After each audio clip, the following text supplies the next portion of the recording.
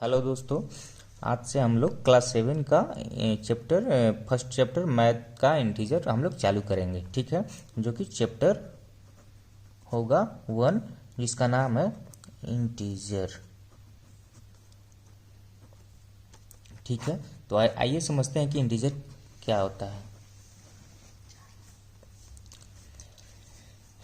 पहले हम लोग इसको नंबर लाइन पे ब्रीफली समझ लेते हैं कि इंटीजर चीज़ें क्या होती हैं। नंबर लाइन को हम लोग बेसिकली 3 भाग में डिवाइड करते हैं। ठीक है, एक होता है निगेटिव नंबर, ठीक है, एक होता है पॉजिटिव नंबर। तो एक क्या होता है, नंबर लाइन को हम लोग 3 पार्ट में डिवाइड करते हैं। एक होता है निगेटिव पार्ट, एक होता है पॉजिटिव पार्ट, और बीच में हम लोग जीरो को रख देते हैं। ठीक है, तो इंटीजर बेसिकली होता क्या है, हमको इंटीजर बेसिकली क्या होता है, निगेटिव को भी इंक्लूड करते हैं, जीरो को भी इंक्लूड करते हैं और पॉजिटिव को भी इंक्लूड करते हैं। यानी जो भी हमारा जो इंटीजर का हमारा जो डिफिनीशन होगा, इन तीनों को इंक्लूड करते हैं। तो ये तीनों से मिल करके हमारा जो बेसिकली क्या होता है, इंटीजर डिफाइन होता है। तो इंटीजर को कैसे हम लोग डिफाइन कर सकते हैं कि all the negative number plus positive number including zero is called as integer। Basically दोस्तों यहाँ पे क्या करेंगे कि यहाँ पे हम समझ रहे हैं क्या है कि ये नंबर लाइन है। बेसिकली इंटीजर जो होती है हम लोग नंबर लाइन से इजीली समझ जाएंगे।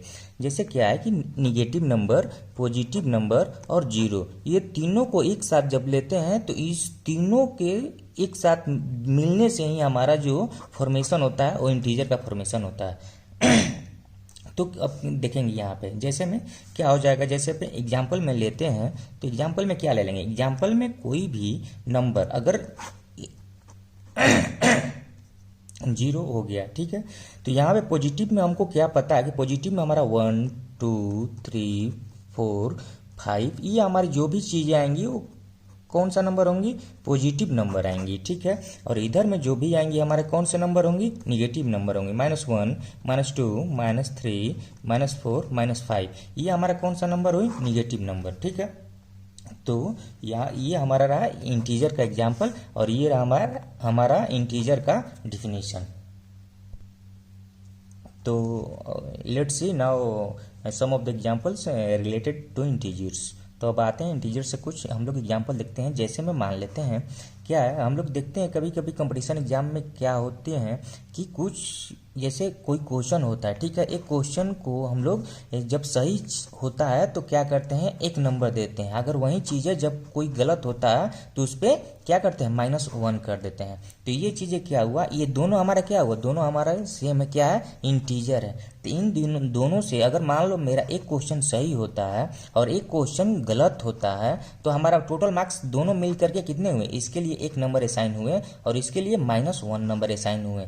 जब इस दोनों को हम लोग ऐड करेंगे तो दोनों का रिजल्ट कितना आ रहा है, हमारा 0 आ रहा है। तो ये एक एग्जाम्पल हो गया इंटीजर का। और दूसरा एग्जाम्पल क्या हो सकता है, जैसे मान लीजिए टेम्परेचर का एक एग्जाम्पल ले लेते हैं। जैसे में मान लो कभी कभी एक दिन में हमारा टेम्परेचर क्या होता है, कभी माइनस में टेम्परेचर रहता है, कभी 0 डिग्री भी रहता है, कभी पॉजिटिव भी रहता है, कभी मतलब जो मन सो टेम्परेचर डिपेंड करता है और वैरी करते जाता है।